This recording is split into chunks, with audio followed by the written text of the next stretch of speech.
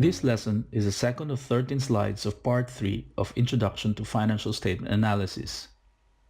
Here, you will learn about what accounting standards are. Financial statements are prepared following accounting standards, which specify recognition, measurement, presentation, and disclosure rules.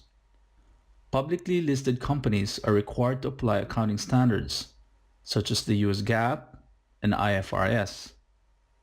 The GAAP is the acronym for Generally Accepted Accounting Principles, and IFRS is International Financial Reporting Standards. Let us work on the learning point exercises. The first, make us distinguish among the objects of accounting standards. Here's a matching exercise where we need to match the description phrases with their object category. Pause and evaluate the descriptions and categories.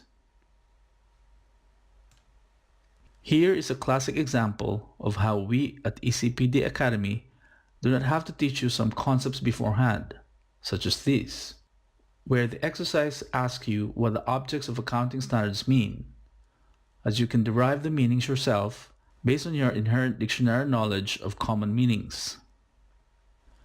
So the recognition standards specify when to record an accounting item, such as an asset or an expense. The measurement standards specify what amount to record, such as for a gain or loss. The presentation standards specify how to display accounting items, such as listing assets according to liquidity. And finally, the disclosure standards specify what information to display, such as accounting estimates and assumptions. These accounting standards change over time and are largely converging across different accounting standards or jurisdictions. Let us see an example of a change in accounting standard made by the US Accounting Standard Setter called Financial Accounting Standards Board, or FASB, on extraordinary items. Extraordinary items are items of gain or loss that are infrequent and unusual to business, such as a loss from fire, the loss of which is presented separately from frequent losses, such as losses on sale of assets. FASB issued an accounting update in 2015, eliminating the concept of extraordinary items to simplify the presentation of income statement. That is, to discontinue their separate presentation from other frequent and usual gains and losses. Further, FASB announced that the update will align more closely with GAAP income statement under IAS 1, which is the acronym for International Accounting Standards Number 1, and an IFRS standard, which prohibits the presentation and disclosure of extraordinary items.